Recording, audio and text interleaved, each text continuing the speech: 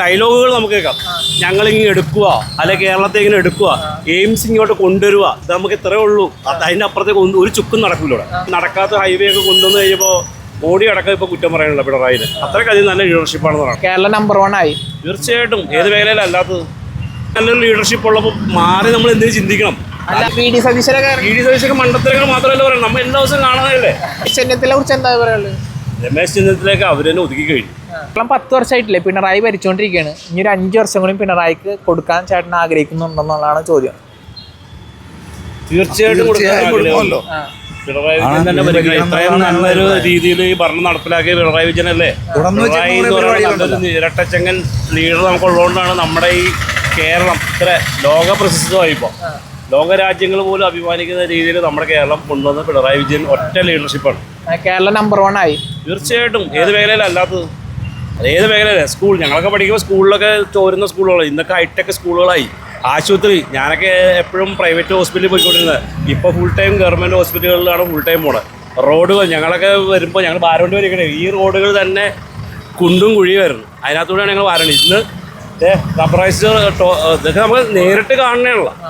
അങ്ങനെ എല്ലാ മേഖലയിലും റേഷൻ കടയിൽ നേരത്തെ ഒന്നും കിട്ടൂലായിരുന്നു. ഇപ്പം എല്ലാ മാസവും ഞാനൊക്കെ റേഷൻ കടയിൽ നിന്നാണ് അരി, നല്ല അരി കിട്ടുന്നുണ്ട്. നേരത്തെ മണമുള്ള അരികളായിരുന്നു. ഈ 10 വർഷക്കാലത്ത് റേഷൻ കടയിലൊക്കെ ഈ നല്ല നല്ല അരികളും നല്ല നല്ല സാധനങ്ങളുമാണ് അവിടുന്ന്. സപ്ലൈക്കോ അവിടെ ആണെങ്കിലും എല്ലാം ഞങ്ങളുടെ സാധാരണക്കാർക്ക് ഇതൊക്കെ വളരെ വലിയൊരു കാര്യമാണ്. പിന്നുള്ള കാര്യം പിന്നെന്താണ്, ഏത് മേഖല വേണം എടുത്തു, എല്ലാ മേഖലയിലും സുരക്ഷയുടെ അതിലത്തെ ആളുകളെടുത്തു എല്ലാ മേഖലയിലും പിണറായി സർക്കാർ നല്ല അടിപൊളി സർക്കാരാണെന്നാണ് എൻ്റെ ഒരു വിലയിരുത്തൽ. എല്ലാ മേഖലയിലും അല്ല. ഇപ്പോൾ സപ്പോസ് എന്താണ് പിണറായി വിജയന് അല്ലാതെ വേറെ നേതാവിനെ ചൂണ്ടിക്കാണിക്കാൻ LDF പറയുകയാണെങ്കിൽ ആരായിരിക്കും?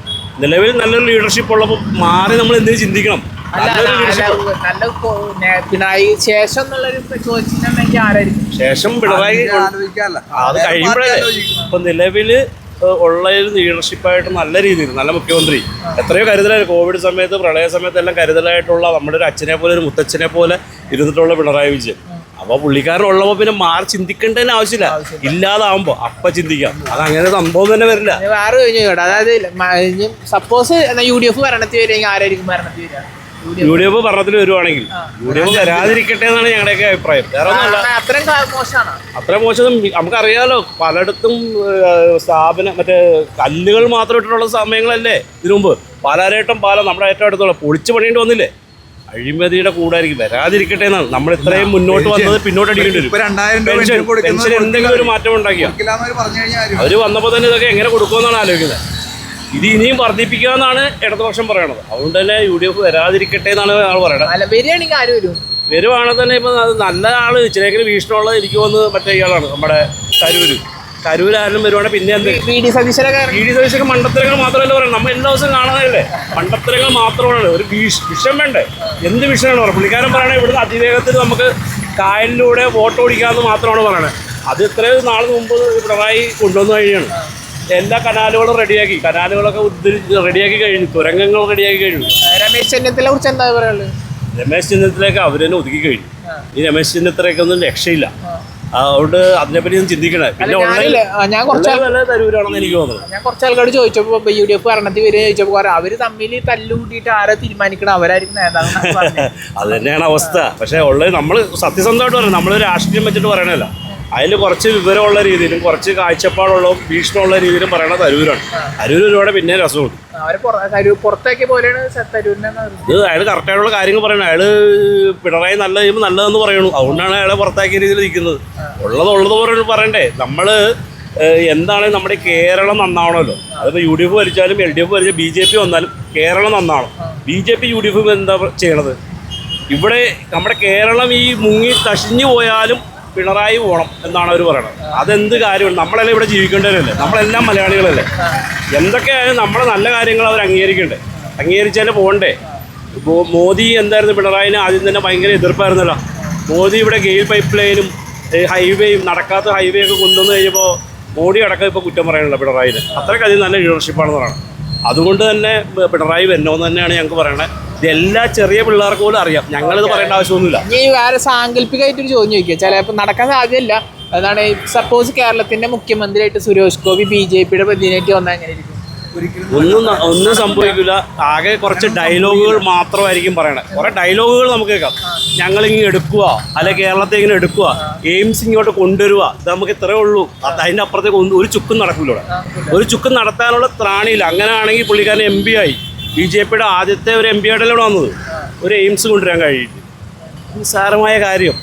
അതിവേഗ റെയിൽ എന്താണ് പുള്ളിക്കാരൻ്റെ വീക്ഷണം എന്നാണ് അതിനെ സംബന്ധിച്ച്. എന്തെങ്കിലും നല്ലൊരു വീക്ഷണമാണ്. അതിവേഗ റെയിൽ വേണ്ടേ നമുക്ക് ഇന്ന് ഗ്രാമങ്ങളിൽ പോയി താമസിച്ചിട്ട് 1 മണിക്കൂർ കൊണ്ടോ അരമണിക്കൂർ കൊണ്ട് ഇവിടെ ഒന്ന് പണിയെടുക്കാൻ സാധിക്കുമെങ്കിൽ നമുക്ക് ഇത്രയും വാടക കൊടുത്ത് മറ്റുള്ളവർക്ക് ഇവിടെ താമസിക്കേണ്ട ആവശ്യമുണ്ട്. നമുക്ക് നഗരത്തിൽ നിന്ന് പുറത്തേക്ക് പോകാല. നമ്മുടെ ചെറിയ ഗ്രാമങ്ങൾ വികസിക്കൂലേ. അതിവേഗത്തിലുള്ള റെയിലുകളും നമ്മുടെ കാറ് കയറ്റി വയനാടൊക്കെ ഇന്ന് 6 മണിക്കൂറാണ്. നമ്മുടെ കാറ് കയറ്റി വയനാട്ടിലേക്ക് അതിവേഗ റെയിലിനകത്ത് കയറ്റി അവിടെ പോയി ഇറങ്ങി അവിടെ കാണാൻ കഴിയുമെങ്കിൽ എത്ര നല്ലൊരു കാര്യമാണ്. നമുക്ക് എത്ര ചിലവുകൾ ചുരുങ്ങും. എന്തെല്ലാം കാര്യങ്ങൾ കാഴ്ചപ്പാടും അങ്ങനെയുള്ള വീക്ഷണങ്ങളുണ്ട് അവർക്ക്. ഒരു വീക്ഷണങ്ങളില്ലല്ലോ. അതിന് അവർ വന്നിട്ട് കുറേ സിനിമ ഡയലോഗുകൾ കേൾക്കാം, കുറേ പോഷത്തരങ്ങൾ കേൾക്കാം. അല്ലാതെ സുരേഷ് ഗോപി വന്നാൽ ഇവിടെ ഒരു ചുക്കും സംഭവിക്കില്ല. ഇതേ ചോദ്യങ്ങൾ തന്നെ ചേട്ടനോട് ആദ്യം മുതൽ ചോദിക്കാം. ഇതേ ചോദ്യങ്ങൾ ഓരോരുത്തരോട് ചോദിക്കാതെ പിണറായിയുടെ 10 വർഷത്തെ ഭരണം എങ്ങനെയുണ്ട്? നല്ല ഭരണമല്ലേ?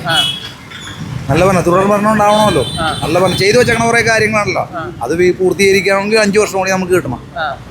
ഇനിയും തുടർ ഭരണം കിട്ടിയാൽ മാത്രം അതൊക്കെ ചെയ്തു വെച്ചേക്കണ കാര്യങ്ങൾ നടക്കുള്ളൂ. ചെയ്തു വെച്ച കാര്യങ്ങൾ എന്തായിരിക്കും? ഇപ്പോൾ റോഡിന്റെ പണികൾ നടക്കുന്നുണ്ട്.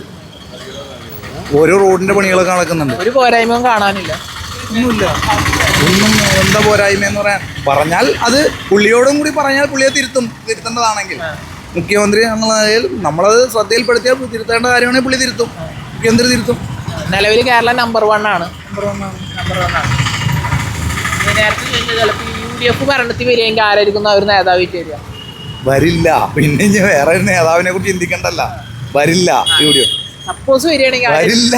അല്ല ഒന്ന് ചിന്തിച്ചു, വെറുതെ ചിന്തിച്ചു ആരും വരിക? അത് അവര് തീരുമാനിക്കുന്ന ആളാണ്, നമ്മളൊന്നും തീരുമാനിക്കുന്നതല്ല. വരില്ല അവര്. അല്ല അപ്പൊ തീരെ വരാൻ ചാൻസ് ഇല്ല. VD സതീശനൊന്നും അത് VD സതീശനെ കുറിച്ച് നമ്മൾ എന്താ പറയണം. അങ്ങനെ പോയിക്കോളൂ ഒരു സൈഡ്. ഓക്കെ ശരി കേട്ടോ.